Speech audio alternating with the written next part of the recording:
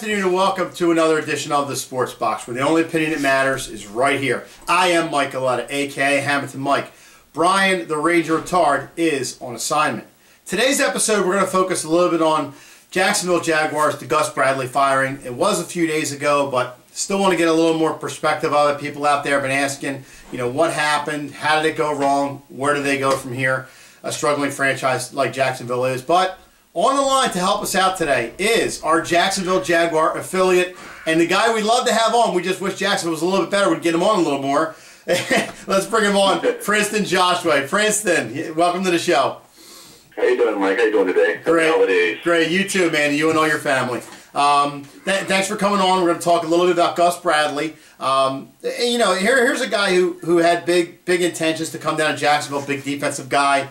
And we talked before the season about reviewing the team, and this team was loaded. I mean, this team was loaded for bear with the offense. You look at that paper, and I even predicted them to go to the divisional championships. I thought they were going to be that good to win a division, but hey, it is what it is, and Jacksonville's kind of stumbled a little bit. But in your opinion, what happened with Gus Bradley? What went wrong? Yeah, just like you said, man, just all the expectations that was built around this team in the beginning of the season, and just dropped the ball. I mean, 2-12 right now. I mean, you can blame a lot of it on the players as well, but yeah, he's a great guy. He just didn't step up to the plate. It's his first go around as a head coach, and everything just didn't click like the way everybody thought it was going to click. So it's just time for a change, and I'm glad to see it happen. Yeah, and I think like yourself, a lot of Jaguars fans are happy to see it go. They can't see the misery happening for so long, and usually the head coach is the fall guy. But to do it the way Jacksonville did, I mean, the way I'm hearing it is that right after the game they let him go and they fired him, and they gave him a ride, I guess, back on the plane back to Jacksonville, and the players weren't too in tune with that. Some players were upset about it and this and that, but then I'm also hearing different things about some players felt bad for him. They feel that they let him down. You hear anything on that, or? Yeah, I just read about that yesterday about some of the players weren't too thrilled about him being fired and taking that ride back with the team. It's just very unfortunate. Yeah, I mean, I look at that as Jacksonville's got to be a little bit better of an organization, and give the guy don't tell the guy until he gets back the next day even. And I heard that Gus Bradley, our GM, David Caldwell, they were planning on firing him the day before that game, so that it was already in the works. Yeah, you don't want to say it's unfortunate that it had to play out like that. Yeah, you don't want to say because they're a professional organization, but Jacksonville, it doesn't seem like they've been making the right moves lately in the way of trying to move this team forward. They had the right expectations, but it's just been backfiring in their face. And now here comes Doug Barone as the interim coach for a little while now. Right. What do you think of him? Here's a guy who was a head coach with the Buffalo Bills from 2013, 2014. Obviously didn't work out. He's been with Jacksonville for about a year or two now. What do you think of him? Does he have a shot at really taking the reins and running with this team the next couple of years? I don't see him becoming the head coach. I think they're going to go a different way. He's been our offensive coordinator for 2 years, and he's done a decent job. We have a lot of good coaching personnel with the Jaguars, but it'll be interesting to see if they look in-house and try to find a candidate within the organization. But I don't see them retaining probably any of those guys. Then my follow-up question to you, not to put you on the spot, Princeton, because we love to talk to you, right, is that if Doug Marrone isn't the answer, then why, if you're Jacksonville, do you make the move now? Why not let Gus Bradley have 2 more games? Fire him at the end of the year and then start the coaching search again? Is this maybe just to get him out of there, to get the locker room back on track a little bit? Maybe start the search now, like you said, he's not the coach, and have a little bit more time to go into the off season and try to find a real coach for the long term. Yeah, I mean, it is kind of weird that they would fire him with the last 2 games and wouldn't let him finish the season out. Yeah, I guess they wanted to get a head start on the coaching searches. Yeah, but it was very weird that happened like that. There's some good candidates out there too, so I think they just wanted to get a jump start on that. Do you think it was more of Gus Bradley obviously was a defensive guy, and his defense as of late was really struggling. I mean, they've actually had leads in a couple games that they've blown. I mean, do you think it was more of, I'm just trying to get into the whole mindset of let's get Bradley in here. Was it that he's lost the players in the locker room? Was it more of that his defense was failing and with name guys? Or was it just not getting better, or was it a combination of both?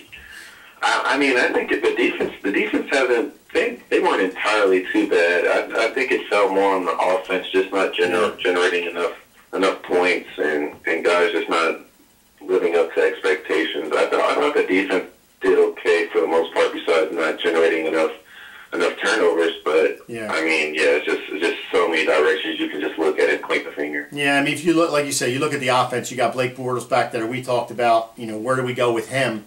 You brought in Chris Ivory to be a lead back, and he's been injury ridden a little bit this year. You have TJ Yeldon as usual. What do you do with him? You got Robinson on the outside. You have Hearns, who's a good receivers, but this team's loaded with names of guys that can produce, but they just weren't getting it done. I think that's kind of what did it. No, and I think that was another reason why they fired him, so they can just take a look at personnel the last couple of games and evaluate who they want to keep and who they want to let go also. So, it's going to be an interesting offseason to see how all that plays out with the personnel and the coaching. Now, my last thing for you, Princeton, it's kind of off the coaching thing. The Jacksonville Jaguars pretty much almost secured a second or third pick in the draft. Where do you where do you see them going? Do you see them going maybe more of an offensive line to give Bortles a little bit more time? Because if you do go offensive line, you're saying that Bortles is the guy and you're looking to protect him. But if you don't go to the offensive line, you look for another weapon, then you're kind of saying, well, we got to give this guy one more shot, but he's out of here after that. Yeah. Yeah, they can go a lot of different ways also in the draft. They can trade that pick if they want and probably get some more picks out of it. They can take another quarterback if they want. An offensive alignment, like you said. Stay on the defensive side. They have a lot of different options they can do within the draft. So that's also going to be interesting to watch. What are they going to do with that top 5 pick? Yeah, I think you got a good point. I mean, you can go both sides of the fence with it. Do you take that pick right there and get a stud to bring in? But if you're Jacksonville, and I hate to say it, but they haven't really produced a guy in that top pick. I mean, they did get Ramsey last year, which I think Ramsey's going to be a good player. And Fowler, he didn't play all last year, so you got to see what he's going to become. But other than that, Jacksonville struggled with that pick. Did you move down maybe into the top 10 or even top 15, and like you said, get multiple picks? Because this team, actually, I don't think this team is that far away. I just think they need a direction. I really think this team is all over the place, and they struggle in games to try to put a plan together to really move the ball consistently down the field. They're ahead, then they're down, and Bortles is throwing 40, 50 times a game. They're running the ball for a little while, then they get away from the run because they're down. It's just all over the place.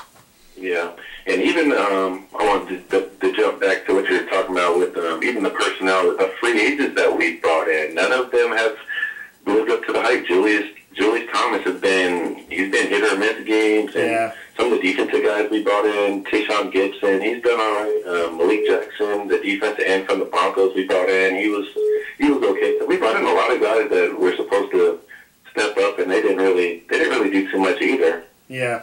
No, I agree with that. Thomas has been a disappointment there, but that goes into Blake Bortles as well. But hopefully Princeton will get a little better for you. We could bring you on more and talk about the winning Jacksonville Jaguars like we've grown to talk about, what we're hoping to talk about someday. So we'll see. But that's all the time we have for the Sports Box. I want to thank our buddy and friend Princeton Joshway for coming on, and on vacation, by the way. Nice job getting on vacation with us. That's very nice. Yeah, I'm going to be at that Jacksonville Jaguar game this Saturday. Well, I think you'll be one of not too many that'll be there, but that's okay. That's okay. You'll enjoy it. I gotta say, Princeton, like myself, being a Bucs fan for a long time, you take the good with the bad, and unfortunately, you're going through the bad right now. But you know what? It will turn around. One of these days, it will turn around. Trust me. And when it's there, it's there. I know, man. Seeing the Raiders, they're balling right now. We should be at that caliber right now. Yeah, absolutely. I agree with that. But Princeton, thanks again for coming on. We really appreciate it. Happy holidays to you and your family, and we're going to talk to you soon. I'm sure of that.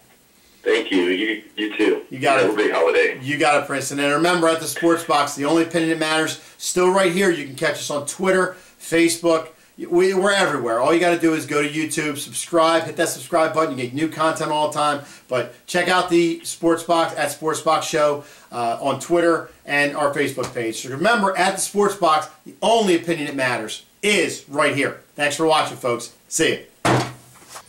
Don't forget to subscribe.